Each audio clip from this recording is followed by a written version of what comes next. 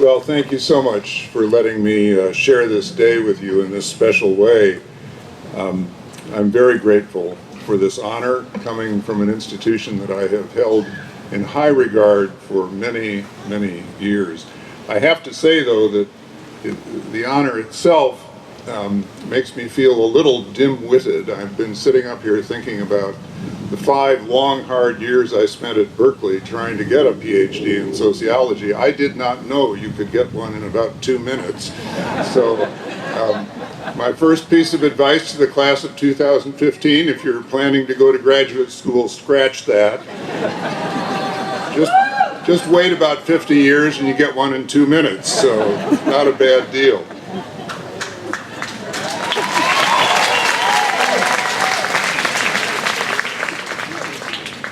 My real honor today, of course, is to share this important moment in the lives of all of these graduates. A deep bow to all of you. You have so many gifts of mind, heart, and spirit to offer a world in great need. I also know you're a powerful class because the moment you began to come down these 2 aisles, that big threatening rain cloud just got out of town, so keep it up. And a deep bow also to all the folks who helped you get here. Family members and friends, Earlham faculty, administration, and staff. Thank you for all you've done to make this day of celebration and new beginnings possible. I have 2 modest gifts for the class of 2015. I wish I could give you more. The first is 6 brief suggestions about the road ahead of you. And the second is a promise to stop talking in about 12 minutes so you can get on that road sooner rather than later. My first suggestion is very simple. Be reckless when it comes to affairs of the heart. Now, before someone thinks that I'm trying to corrupt America's youth, and not so young as well, let me say what I mean. What I mean is, please fall madly in love with life. Be passionate about some part of the natural and or human worlds. Take risks on its behalf, no matter how vulnerable they make you.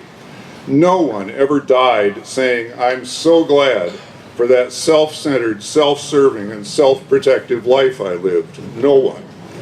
Open yourself to the world, your energies, your gifts, your visions, your heart, with open-hearted generosity. But understand that when you live this way, you will soon learn how little you know and how easy it is to fail. To grow in love and service, all of us must value ignorance as much as knowledge and failure as much as success. I know this is ironic advice on graduation day, but clinging to what you already know and do well is a path to an unlived life. So cultivate beginner's mind. Walk straight into your not knowing and take the risk of failing and falling again and again and then getting up again and again to learn. That's the path to a life lived large in service of love, truth, and justice. Second, as you integrate ignorance and failure into your knowledge and success, do the same with all the alien parts of yourself. Take everything that's bright and beautiful in you and introduce it to your shadow side. Take your altruism and introduce it to your egotism, your generosity and introduce it to your greed, your joy and introduce it to your grief. Everyone has a shadow, even Quakers and other high-minded people, especially high-minded people. But when you are able to say, "I am all of the above, my shadow as well as my light," the shadow's power is put in service of the good. Wholeness, human wholeness, is the goal, but wholeness does not mean perfection. It means embracing your brokenness as an integral part of life. As a person who has made 3 deep dives into depression along the way, I don't speak lightly of this. I simply know it is true. As you acknowledge and embrace all that you are, you give yourself a gift that will also benefit the rest of us. Our world is in desperate need of leaders who live what Socrates called an examined life. In critical areas like politics, religion, business, and mass media, there are too many leaders who refuse to name and claim their shadow side because they don't want to look weak. With shadows that go unexamined and unchecked, they use power heedlessly in ways that harm countless people and undermine public trust in our major institutions. If you value self-knowledge, you will become the leaders we need to renew this society.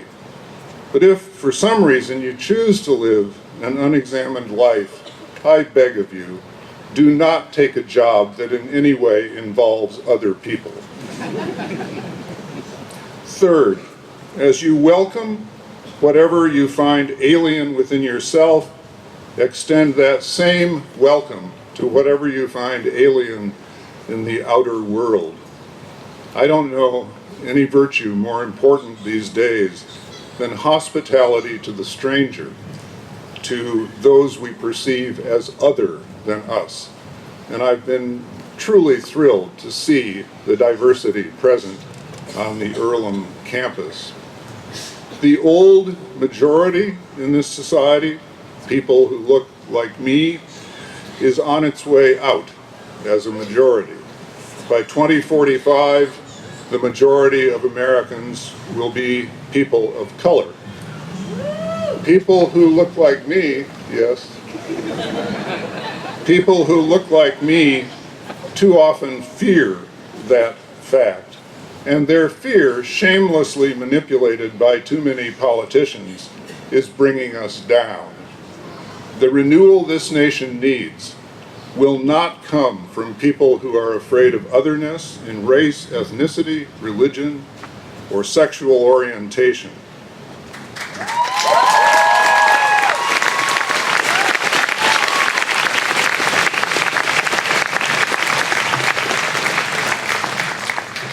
Because of that fear, our once vital society is gridlocked and stagnant, and our main hope for renewal is diversity welcomed and embraced.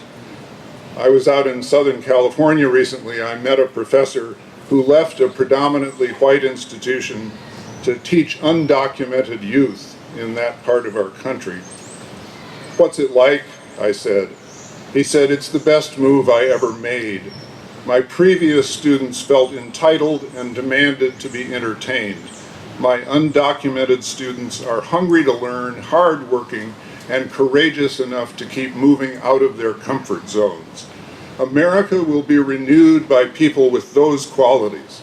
And if we who have privilege and power will welcome them, collaborate with them, and help remove the obstacles in their way, 2045 will be a year of promise for all of us."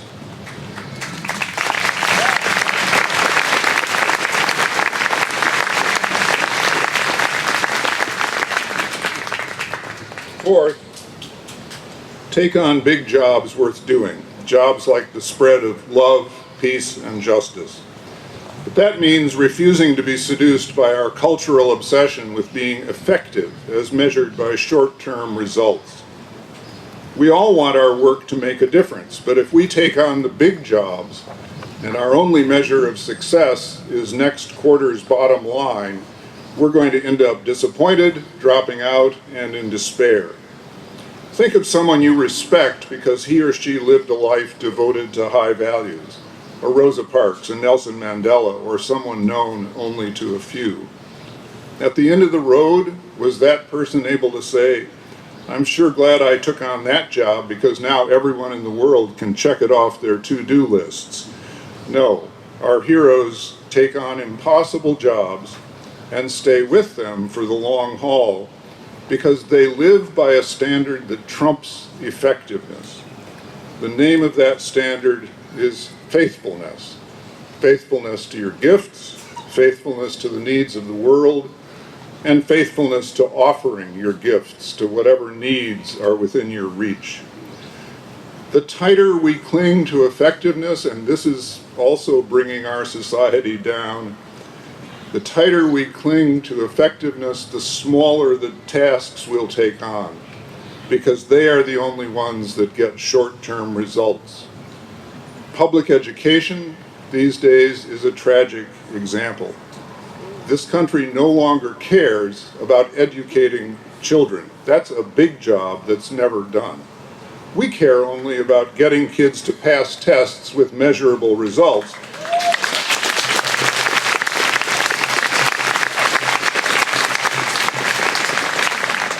And we care about it without ever asking whether those tests are measuring what matters. And for the most part, they don't.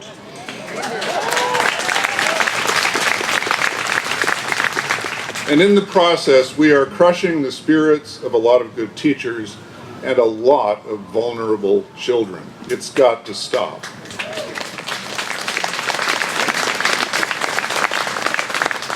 Care about being effective, of course, but care even more about being faithful, as countless teachers do.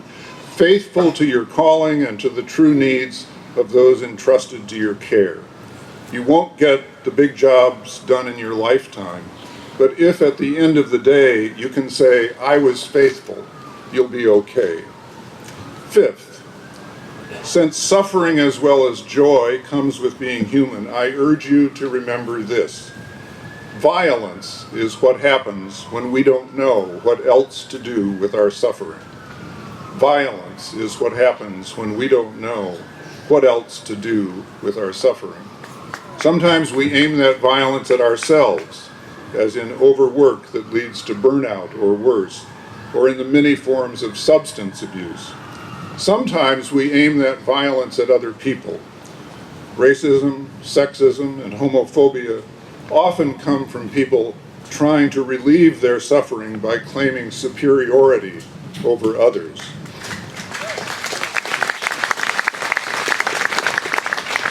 But here's the good news. The good news is that suffering can be transformed into something that brings life, not death. It happens every day.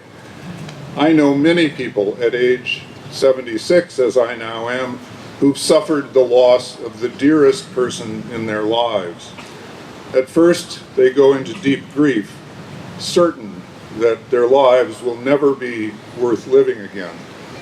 But then they slowly awaken to the fact that not in spite of their loss, but because of it, they've become bigger, more compassionate people with more capacity of heart to take in other people's sorrows and joys. These are broken-hearted people, but their hearts have been broken open rather than apart. So every day, exercise your heart the way a runner exercises her or his muscles, by taking in life's pains and joys. That kind of exercise will make your heart supple, so that when it breaks, which it surely will, it will break not into a fragment grenade, but into a greater capacity for love. Sixth, and finally, I quote St. Benedict, not a Quaker, but still worth quoting, who said, daily keep your death before your eyes. That may sound like a morbid practice, but I assure you it is not.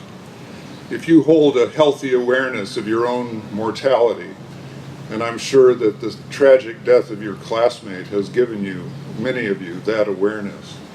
If you hold a healthy awareness of your own mortality, your eyes will be opened to the grandeur and glory of life. And that in turn will evoke all of the virtues I've named, as well as those I haven't, such as hope, generosity, and gratitude. In closing, if the unexamined life is not worth living, it is equally true that the unlived life is not worth examining. So I'll close with this brief quote from a wonderful writer named Diane Ackerman, who reminds us to live, truly live our lives. The great affair, she says, the love affair with life, is to live as variously as possible, to groom one's curiosity like a high-spirited thoroughbred, climb aboard and gallop over the thick, sun-struck hills every day. Where there is no risk, the emotional terrain is flat and unyielding, and despite all its dimensions, valleys, pinnacles, and detours, life will seem to have none of its magnificent geography, only a length. It began in mystery, and it will end in mystery, but what a savage and beautiful country lies in between. Once again, a deep bow to the class of 2015, to each and every one of you, traveling mercies and blessings as you make your journey from one mystery to the next and the next and the next.